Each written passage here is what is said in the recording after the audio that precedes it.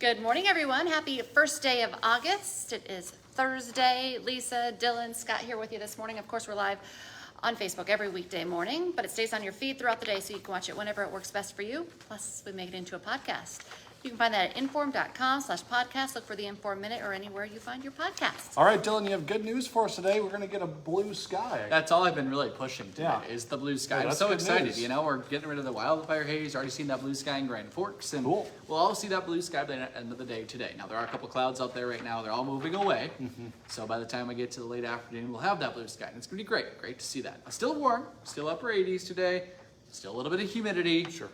But at least look nice outside. And then tomorrow, warmer yet, probably low 90s, upper 80s. It's hot. Still some humidity, and then we go back up into pretty to somewhat humid Saturday before Sunday. Now starts to cool down, and that cool down is pretty much here Sunday through next week. Temperatures low to mid 70s to upper 70s, really not a lot of humidity. It's going to be a great week next week. Okay. At least more comfortable. I love the 70s. I am a lover for the 70s and low 80s, you know, the upper 80s, low 90s. It's great for the lake, but it's just not great for everyday activities, just whether that be, you know, golf. Golf, yeah. I mean, that's an everyday activity for me. But like even just being outside, if you work outside, upper 80s, low 90s, that's hot. Yeah. Like 70s is good. Your car doesn't get us hot in parking lots. I mean, you can open up the windows usually at night. I like all of those things, and you don't really get to do that when it's so hot like it is today. Sure. So, yeah, that's about it. We have a few chances of showers and storms. Next chance comes late Friday night into Saturday, and then possibly Saturday evening. The Friday night chance does not look to be strong. Saturday evening might bring a couple of strong storms, but we'll continue to keep you posted as we get closer to Saturday. All right. Looking back, we had some strong storms yesterday and overnight. What kind of damage reports do you have? Yeah, it's been the highest and the strongest of the storms are south of 94 as expected. A few wind gusts to 75 miles an hour just on the other side of the North Dakota-South Dakota border. Now there are some big old, good Lord, that's too much Dylan and me. That's too much Minnesota. Yeah, in there me. it is. Big old hail. Big old hail. That's only a Minnesota thing.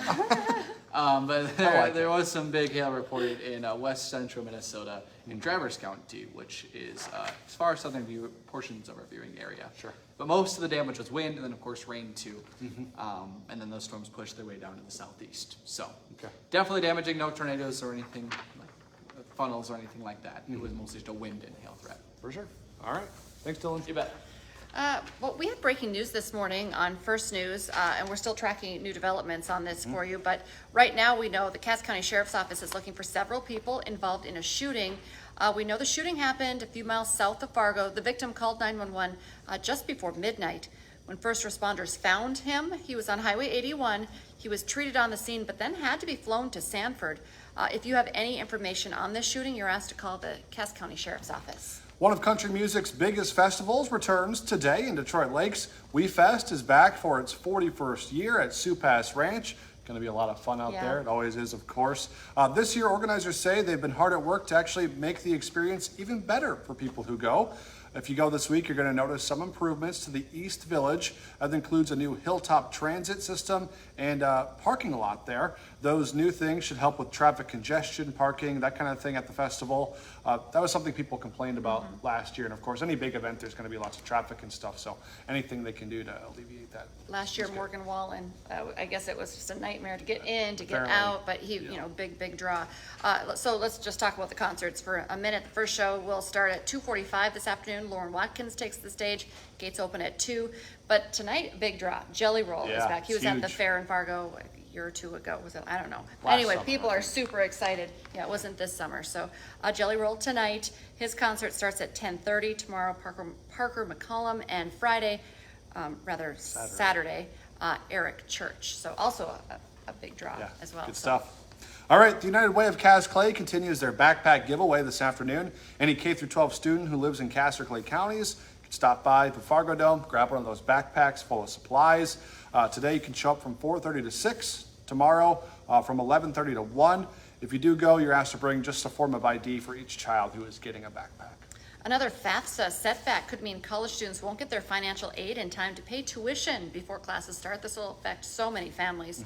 The U.S. Education Department says colleges will not be able to submit bulk corrections to update students' financial aid records. So some colleges will have to now submit those revisions manually.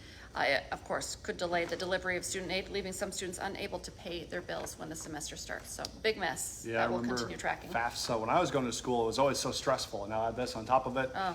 Nightmare. All right, Hot Mic is live at Bison Media Day this morning. NDSU offensive coordinator Jake Laundrie is joining the show to chat about what the Bison will look like this fall. Plus, athletic director Matt Larson previews the matchup with Colorado and what Bison fans can expect in Boulder just 4 weeks from today. It's coming up quick. It is. Hot Mic is live from 9 to 11 on WDAY Extra and Inform.com. And remember right now, 99 cents a month for your first 3 months. You can get an all-access pass to Inform.com. Check it out, inform.com/subscribe to get that deal. Join us the rest of the day for our newscasts as well. Our next one's at 11, then 4, 5, 6, 9, and 10. And we'll be back with First News tomorrow morning from 5 to 7. Have a great day. Then.